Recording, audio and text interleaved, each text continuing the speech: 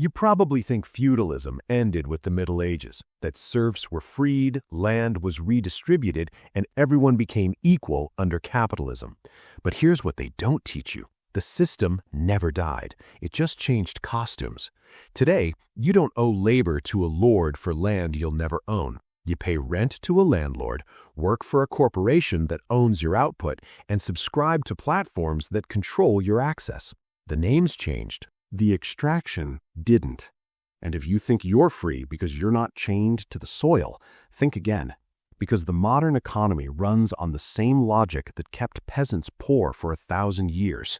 You don't own, you rent. Welcome to the financial system. Control the money, control the history. And remember, simple is never easy. Let's start with what feudalism actually was. In medieval Europe, society was a pyramid. At the top sat the king and the church. Below them, the nobility, lords who controlled vast estates. And at the bottom, the peasants, who made up 90% of the population but owned almost nothing. The system worked through a brutal trade, protection for labor. Peasants worked the land owned by lords. In exchange, they received safety, shelter, and just enough harvest to survive. But they could never leave. They were tied to the land by law and debt. They paid taxes in grain, labor, and children. Their sons inherited not freedom, but obligation. This wasn't corruption, it was the system. Power came from ownership, and ownership meant land. Whoever controlled the land controlled the food supply. Whoever controlled the food supply controlled the people. It was a closed loop. Work the land, give your surplus, stay poor. Lords didn't need to force compliance through violence alone. Hunger did most of the work. The peasant had two choices, obey or starve. And starvation was not a metaphor. Famines were regular. One bad harvest could wipe out entire villages. The system required scarcity, because without scarcity, there was no leverage. Without leverage, peasants might ask for more, or worse, leave. That's why mobility was restricted. You couldn't just walk to the next village and start fresh. You were property, tied to the estate. And if a lord was cruel, abusive, or extractive beyond reason, too bad. There was no competition, no appeals process. You were born into it, and you died in it. But feudalism wasn't just about land. It was about layers of extraction. The king taxed the lords taxed the peasants, the church taxed everyone. And at each layer, someone skimmed value without producing anything. Lords didn't farm, knights didn't build, bishops didn't plant, they owned. And ownership, not labor, was the source of wealth. The people who actually created value, the ones who planted, harvested, built, and crafted, received the least. This wasn't an accident of history, it was the design. Every empire, every feudal state, every monarchy learned the same lesson. If you want to stay rich, make sure the people who make you rich can never accumulate enough to challenge you. And that system lasted for centuries. Then came the Industrial Revolution. Suddenly, wealth wasn't just about land anymore. It was about factories, machines, capital. Peasants left the countryside and flooded into cities, hoping for freedom and wages, and they got wages, barely enough to survive. What they didn't get was ownership. The factories they worked in, owned by capitalists. The machines they operated, owned by capitalists. The housing they rented near the factories, owned by capitalists. The system didn't end, it industrialized. Instead of a lord owning the land you farmed, a factory owner owned the building where you worked. Instead of giving grain as tribute, you gave labor for wages, just enough to keep you coming back. The extraction mechanism stayed the same, only the aesthetic changed. You weren't tied to land anymore, you were tied to wages. And if you think that's freedom, try quitting without savings. Try leaving without another job. The difference between feudalism and early capitalism wasn't freedom, it was mobility of servitude. You could choose which factory to serve, but you still served. And just like medieval times, the people who owned the means of production accumulated wealth. The people who didn't. Over time, those early industrialists became dynasties, Rockefeller, Carnegie, Vanderbilt. They built empires not by working harder, but by owning more. They owned the oil, the steel, the railroads, and just like feudal lords, they extracted value from thousands of workers while contributing almost none of their own labor.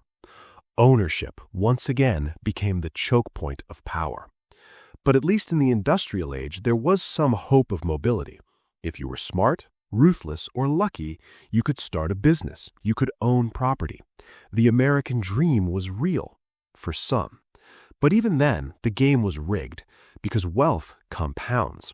The more you own, the easier it is to own more. And the more you own, the harder it is for anyone else to catch up. By the mid-20th century, the top 1% controlled more wealth than the bottom 90%. The distribution hadn't changed since medieval times, only the speed had. Then came the digital revolution, and that's when feudalism went stealth. Look around. Who owns the platforms you use every day? Not you. Amazon owns the marketplace where you shop, Google owns the search results you trust, Facebook owns the social graph that connects you to others, Apple owns the App Store where you download tools, Microsoft owns the software you use to work. These companies don't produce what you buy. They own the space where buying happens. They're not merchants. They're landlords. They own digital real estate, and you pay rent every time you click. When a small business sells on Amazon, Amazon takes 15 to 40% of every sale. Not because Amazon made the product, not because Amazon shipped it, because Amazon owns the land, the platform where transactions happen. It's a toll, a tax, a feudal due. The same logic applies to Uber. Drivers provide the car, the gas, the labor. Uber owns nothing but the app. And yet, Uber takes 25 to 30% of every ride. Why? Because it owns the platform. The platform is the new land, and just like medieval lords, platform owners don't need to produce value. They just need to own the space where value is created. Then they skim. And if you don't like it, too bad, because these platforms have monopolies. Try running a business without Google search visibility. Try selling globally without Amazon. Try reaching customers without Meta's ad network. You can't. You're dependent. And dependency is control. This is Feudalism 2.0. But it's not just platforms. Look at housing. Hedge funds and private equity firms now own hundreds of thousands of homes across America. Regular people don't rent from landlords anymore. They rent from algorithms. BlackRock, Invitation Homes, and others buy entire neighborhoods, convert them into rentals, and extract wealth month after month. You'll never own that house. They will. And every rent check you send is a transfer of wealth upward, just like a feudal tax. This isn't speculation, it's data. Since 2008, the home ownership rate for young people has collapsed. Meanwhile, institutional investors doubled their holdings. They're not buying homes to live in, they're buying them to own. Because ownership is profit, and profit doesn't require effort, it requires leverage. The same pattern repeats in credit. You don't own your purchasing power, you borrow it. Credit cards, student loans, car loans, mortgages, these are the modern version of debt bondage. You can't afford college, so you borrow. You can't afford a car, so you borrow. You can't afford a house, so you borrow. And once you borrow, you're locked into payments for decades. Who profits? Banks, lenders, the ones who own the money supply. Interest payments are the new tithes, small, invisible, relentless. Every month, wealth flows from your paycheck to their balance sheets. And you're told this is normal, that debt is just part of life. But medieval peasants were told the same thing. They were told the Lord deserved his share because he owned the land. Today, we're told the bank deserves its interest because it took the risk. But the risk was never equal. Because the bank creates money when it lends. You create nothing when you borrow, except obligation. So here's the truth they don't say out loud. Feudalism didn't die, it evolved. The castles became corporate headquarters. The lords became CEOs and billionaires. The land became platforms, patents, and financial instruments. And you're still the peasant. Not because you're worthless, but because the system needs you that way. It needs your labor, your data, your rent checks, your debt payments. It needs you producing value you'll never fully own. Because if you owned it, you wouldn't need them. And that's the one thing the system can't allow. The uncomfortable truth is this: every economic system in history has been about one thing: who controls the value others create. And in every system, it's been the same answer: whoever owns the means of production. In medieval times, that was land. In industrial times, that was factories. And today, it's platforms, data, and financial assets. The tools changed, the logic didn't. The only difference now is that the chains are invisible. You're not tied to land by law. You're tied to rent, debt, and wages. You can leave one job, but only for another job. You can stop using one platform, but only to use another. The freedom to choose your master is not the same as freedom. And that's why Feudalism 2.0 is so effective. It doesn't feel like oppression. It feels like choice. You chose to take the loan. You chose to rent. You chose to work for someone else.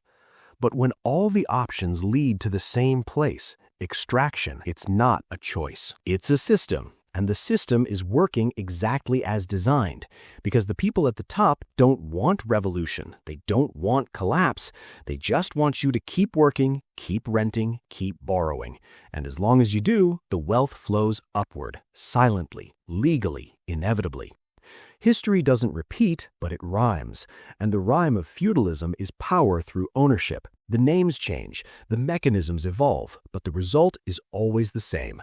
A small group owns everything. Everyone else works for access. That's not dystopia, that's now. If this gave you a new perspective, hit subscribe. It's financial system and history leaves clues. I show you where the money leads.